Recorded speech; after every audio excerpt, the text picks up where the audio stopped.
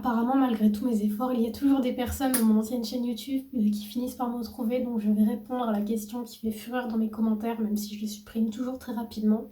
Pourquoi t'es plus gothique? Cette question vient généralement de personnes qui viennent de mon ancienne chaîne, qui tombent sur celle-là par hasard, par les beautés de l'algorithme, et qui croient avoir un lien privilégié avec moi, me connaître, et du coup, vu mon apparence et vu que je n'ai plus les cheveux rouges et des énormes maquillages, qui concluent tout de suite que je ne suis plus gothique, alors que bien évidemment, le mouvement gothique n'est pas par rapport à l'apparence, mais à la musique. Il y a des personnes dans mes commentaires qui se sentent trahies et qui veulent absolument que je recommence mon contenu d'avant, mais ce n'est pas le cas. Si tu fais partie de ces personnes, je t'en prie, réfléchis. À ton avis, si j'ai supprimé tout le contenu de l'ancienne chaîne, est-ce que ça veut dire que je vais recommencer exactement la même chose sur cette chaîne? Vous avez 4 heures. Ça n'a pas été une phase. J'écoute toujours de la musique gothique, je vais toujours en soirée, je vais toujours en concert. Simplement, j'ai décidé de faire un style beaucoup plus soft, même si ça reste tout en noir. La vraie question plutôt, c'est pourquoi j'ai quitté cette apparence extrêmement sombre avec les cheveux rouges, les plateformes de 20 cm, les mini-jupes et les corsets en vinyle. La première cause, c'est qu'on se rend pas compte, mais ça prend énormément de temps et beaucoup d'argent, donc que ça soit par exemple l'entretien des cheveux colorés, tout le maquillage, tout le shopping. Et quand on commence à avoir une vie professionnelle, c'est plus trop possible de dépenser autant d'énergie là-dedans, surtout quand on n'est pas dans un environnement professionnel où on peut exprimer ce style-là. La fast fashion et la surconsommation ne correspondent pas à mes valeurs, donc même si on trouve beaucoup de choses de seconde main, c'est vrai que le style goth dans son ensemble pousse beaucoup à la surconsommation parce qu'il y a beaucoup d'articles qui sont très tendances et qui ne vont avec rien, des articles vraiment très très spécifiques et pas très confortables. Il y a aussi énormément de styles différents, donc quand on essaye de toucher un petit peu à tout, c'est pas possible en fait d'avoir une garde-robe super versatile avec aussi peu de pièces que ce que j'ai actuellement. Même si c'était mon but au début d'être la minimaliste goth, en fait rapidement j'ai vu que ça ne me correspondait plus et du coup que j'évinçais beaucoup de pièces de ma garde-robe qui étaient assez originales. Mon cheminement dans le minimalisme a donc épuré beaucoup ma garde-robe, retiré beaucoup de pièces très statement et beaucoup plus difficiles à porter, et donc il y a beaucoup plus de pièces plus invisibles, on va dire.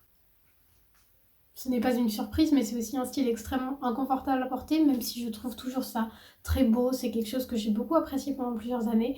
C'est vrai que porter des plateformes de 20 cm avec des mini-jupes qui se soulèvent au moindre courant d'air, des porte-jartelles qui arrêtent pas de descendre, des corsets qui t'enserrent la taille et qui d'ailleurs m'ont décalé la cage thoracique de façon irréversible. Puis aussi quand je me rasais les sourcils, même si c'est pas du tout essentiel pour avoir un style goth, je trouve que c'est quand même quelque chose qui ajoute un style au maquillage.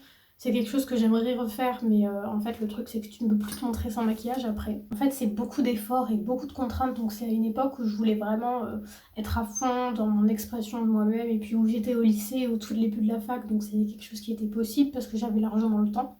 Et là je suis dans une époque de ma vie où même si j'aime beaucoup par exemple les talons aiguilles, les vêtements un petit peu près du corps, je cherche quand même à être beaucoup plus libre de mes mouvements, avoir des choses qui caressent beaucoup plus la peau dans des matières nobles et pas du vinyle qui t'agresse la peau. J'ai envie de me sentir bien et aussi j'ai envie de me sentir élégante parce que maintenant que je suis à Paris depuis maintenant 3 ans, je fréquente des milieux beaucoup plus distingués que quand j'étais au tréfonds du sud. Et puis on va pas se mentir sur le fait que le Covid ça a un petit peu démotivé puisqu'on sortait pas trop, on porte beaucoup moins de vêtements super originaux qu'avant. On va pas se mentir sur le fait que c'est quand même un style qui peut être assez trash du moins et qui n'est pas professionnel. Malheureusement, hein, je ne cautionne pas du tout le fait que les styles alternatifs ne soient pas acceptés dans le milieu professionnel, mais les choses sont comme ça. Ça peut aussi être un petit peu vulgaire et je préfère des tenues un petit peu plus modestes maintenant.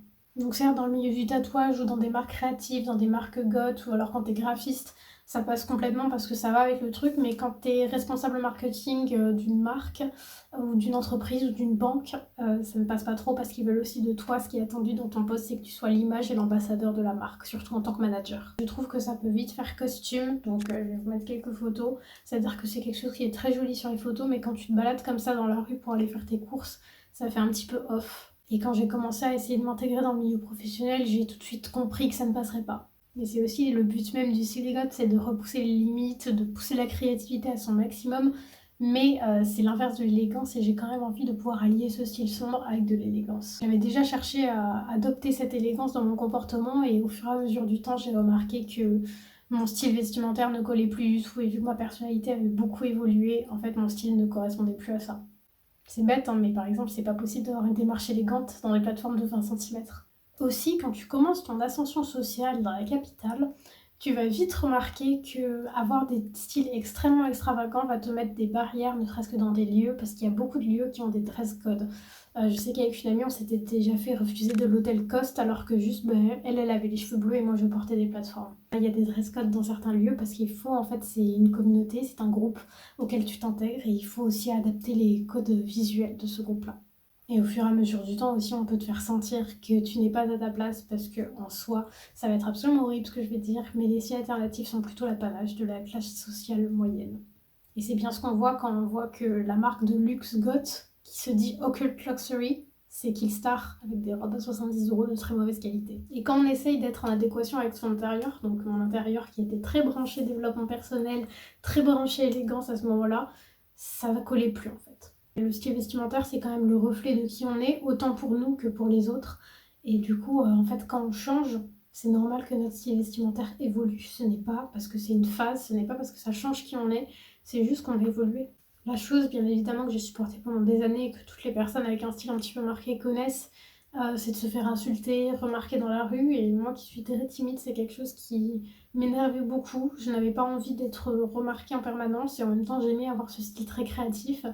Et du coup, j'ai décidé aussi de tone down. Au début, quand j'ai décidé de repasser en brune, c'était notamment parce que c'était pas possible en fait d'avoir tout le temps de l'attention pour ça, tous les jours. Et les cheveux rouges, enfin, stop. Je suis toujours sexualisée par des hommes. Le stéréotype de la fille facile est très dans le BDSM, on connaît, juste parce que tu portes un truc en vinyle.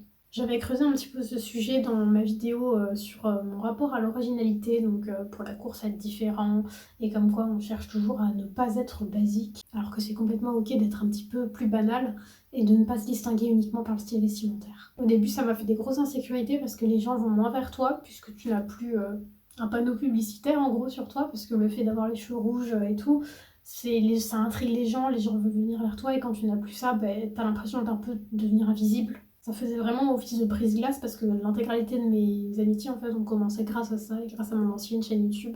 Et donc ça demande de savoir briller autrement. La deuxième partie, c'est pourquoi j'ai un petit peu déserté la scène, parce que on m'a aussi fait la remarque de personnes qui sont dans la scène goth parisienne, comme quand on ne me voyait plus trop aux soirées. J'ai eu moins l'envie d'avoir des amis à l'intérieur de la scène. J'en ai toujours, des personnes qui sont vraiment très spéciales à mes yeux. Simplement, j'ai aussi envie d'avoir des amis en dehors, tout simplement parce qu'il y a beaucoup cet état d'esprit. Si vous allez dans n'importe quelle soirée goth à Paris, comme quoi, oui, nous, on est différents, on n'est pas des moutons. On a un peu un communautarisme exacerbé, une acerbité envers les normies. On se croit différent parce qu'on écoute des choses différentes, alors que c'est juste des goûts. Tout en critiquant les moutons, on va avoir tendance à observer un certain conformisme au niveau du style, c'est-à-dire que par exemple, on a l'uniforme trad goth, c'est-à-dire que tu vas voir ces personnes qui ont leurs chaussures Pikes, le jean skinny, la veste en cuir avec plein de trucs et de groupes tagués derrière, les cheveux en pétard, l'eyeliner.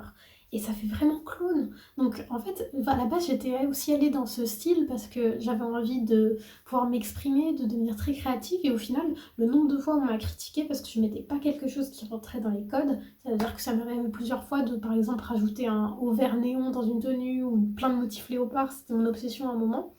Et on me disait, ouais, t'es pas une vraie goth. Tout simplement parce que j'avais un article pas noir. Ok. Soi-disant, c'est un style qui prône l'expression de soi et la créativité, mais en fait, on fait tout pour coller à une image préconçue. On m'a déjà appelé la Kardashian gothique juste parce que je faisais des make-up un petit peu plus glam et pas juste le gros smoky pas estampé.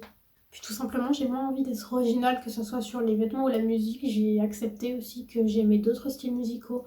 J'écoute toujours en grande majorité de la musique goth, mais je peux totalement écouter du Lana Del Rey ou du reggae ou je ne sais quoi.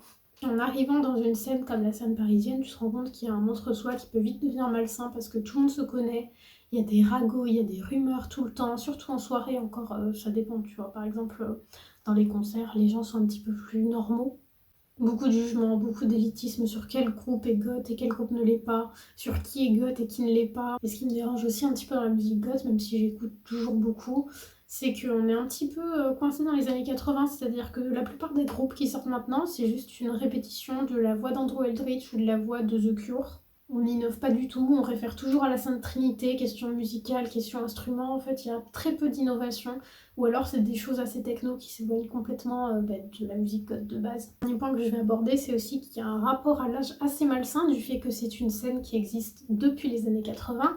C'est-à-dire que tu vas en soirée God, tu as autant des gens de 50 ans que des gens de 20 ans sur le concept, pas de problème, voilà, on discute tranquillement. Mais du coup, en fait, il n'y a plus de barrière, c'est-à-dire que il y en a vraiment des personnes de 50 ans, notamment des hommes, qui vont vraiment se permettre de te parler et d'essayer de te draguer comme si tu avais leur âge, alors qu'il y a quand même 30 ans d'écart. Faudrait peut-être le conscientiser, l'écart. Même si c'est une vie un petit peu particulière, parce que tu sors toujours, tu restes jeune, je pense qu'il y a un moment où il faut quand même un petit peu évoluer et voir qu'il y a des grandes différences de maturité entre deux générations.